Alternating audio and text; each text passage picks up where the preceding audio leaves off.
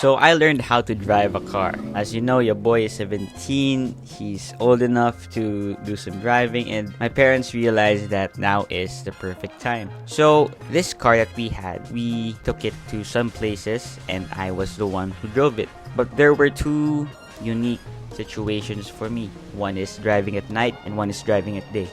Let's talk about driving at night first. For me, driving at night was much better because I felt like I was in the mood to drive, because I am more of a night owl, if that makes sense. I do my reading at night, I do some of my editing at night, I also do my thinking at night. So to drive at night is something where you could be in that present moment while at the comfort of being at peace, you know? And funnily enough, I wasn't sleepy at all. I think it's the opposite for me because I am a night owl. To add to that, there was no sun glare at all. It was just peaceful, it was dark, the lights were adequate enough for me to drive around. And I drove around for around 80 kilometers from my place to a province. However, driving during the day was a different thing for me. I felt like I was more stressed, I was overwhelmed by everything I was seeing, and I was sleepy. Because I am drowsy during the morning. Like right now, while I'm recording this, I feel drowsy. I feel like my voice is a bit underdeveloped. You know how that feeling goes when you just woke up and your voice feels a bit deeper than usual? Yeah, that's the thing for me. It's also hotter during the day. Even with the aircon turned at 4, it still feels hot because you're trying to manage the temperature of your hands being blasted by cold air, and at the same time your head, well, my head, because I have some skin issues, skin asthma, if you are familiar with that. It's a weird thing because you have to manage your hands not being too cold and your head being too hot, and that mixes. But during the night it doesn't happen at all. With all that, there is someone who was guiding me, someone who was helping me and teaching me and talking to me. And it wasn't just my instructor, because after my driving school, after passing that, I also had to drive with my family, and mostly it was with my dad. It was great, it was amazing. One of the best experiences I had with my dad, just the both of us alone. We had some meaningful conversations. We listened to podcasts like the Jay Shetty podcast with Tom Hanks. Yeah, Tom Hanks, he was in the podcast, and as well as listening to music that I liked. Not that he liked the music that I was playing. I think he was just bearing it or just ignoring it most of the time. But I was playing some music that I enjoyed, so it was amazing. It was a good experience. I learned a lot about our dynamic. I learned a lot about driving. I learned a lot about staying calm under pressure and just enjoying the whole thing. Then again, I am just a beginner. I have a lot to learn. I can be too cocky, too confident at times, but to temper your confidence would be a great way. To temper your ego would be a much better way. And staying humble, staying analytical, pragmatic, make sure you're following the rules. By the way, if you want to learn more, or if you want more videos about me learning things, then leave some comments, leave a like, even subscribe if you want. So what I realized is that there are some things that I need to do more or implement more. So here are some driving tips. Always check the side mirrors of your car. So there was this one time I was driving during the day.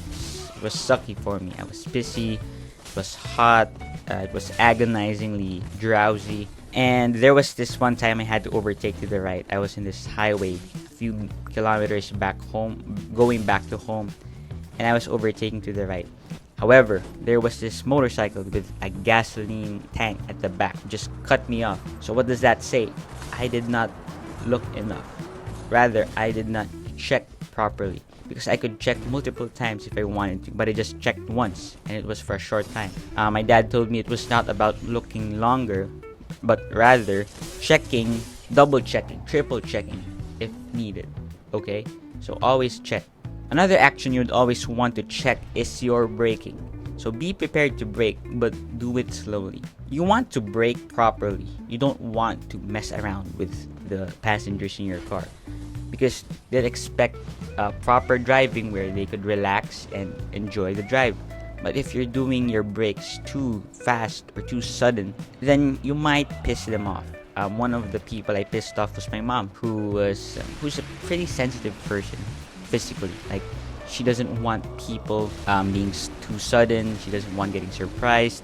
When I was a kid, when I slept beside her in the bed, she didn't want me moving around, and that also applies to me driving her around the road. She doesn't want me to brake too suddenly because that messes with her. In her balance, I don't know how that works, but yeah. So to be prepared for braking, make sure that you also aren't too fast or too slow. If you're too slow, you wouldn't get anywhere in time. But if you're too fast, then you'll have to brake suddenly, which you'd hate for to happen. So to go fast is something you'll only want to do when you're overtaking, when you're on an expressway, or when you know that you're safe, or there is a lot of space between you and the car in front of you, like 10 cars ahead. But you also don't want to be too slow unless you're in traffic, or you have to park, or you're signaling, you're turning, you're going for a turn. Just be at the right balance. Also, make sure that you aren't sleepy, because being sleepy messes with your cognitive functions. You might be daydreaming already. You might be imagining things. You're not focused on what you're doing because you want to sleep. What I also realized is that I am also a poor judge on whether I am sleepy or not, because I realized that I was sleepy at times when I thought I wasn't, and I was pretending that I could do it, and then I realized that my performance suffered because of that. So gauge whether or not you are ready to drive, because you just have to lower your pride or be honest. Because if you are sleepy, then just say it. Just say that you're sleepy, and that's it. However, sleeping is just like any distraction. You also have to eliminate them, the distractions, because those distractions could be manifested in multiple things. There are mental distractions, there are physical distractions, there are auditory distractions. There are also distractions where you want to eat, you want to change the music, and you can't because, again, you're driving. You have to be focused on that. I was victim to the music distractions. I wanted to change the music. I also wanted to see if there were any other playlists or songs. And the best thing for that is to stop by a corner and then choose your music. One thing you also wouldn't want to get distracted on while doing is to switch lanes if necessary. One thing you wouldn't want to get distracted while doing is to switch lanes if necessary. You don't want to switch lanes while you're like in an F1 race. No, you switch lanes when you need to make a turn, when you're overtaking, or when you think that the other lane is slow. But do it only if it's a necessity, if it's necessary. You don't want to be turning 50s and then deciding that, oh, this truck is blocking my lane, why not switch, and then get hit by this car that's going too slow on the right. No, you do it when it's necessary. You turn when it's good. You switch to the left when you want to turn left. If you're going straight, you don't go on the left lane because there might be people turning to the left. You go to the middle lane. If there are people who want to turn to the right, cars turning to the right, you don't want to stay at the right lane. You don't want to stay at the center. So decide when and where to turn and switch lanes. But most importantly, you gotta relax. You just relax. Okay, if you're too tense, if you're thinking about the pressures of people, of honking, of distractions, then just tune it out, relax, take a moment, breathe in, breathe out, and then continue on with your driving. That's it. You just have to relax.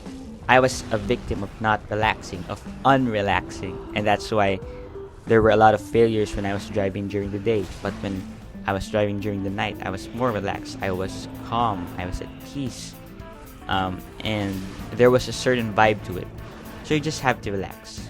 So with all that said, thank you for watching.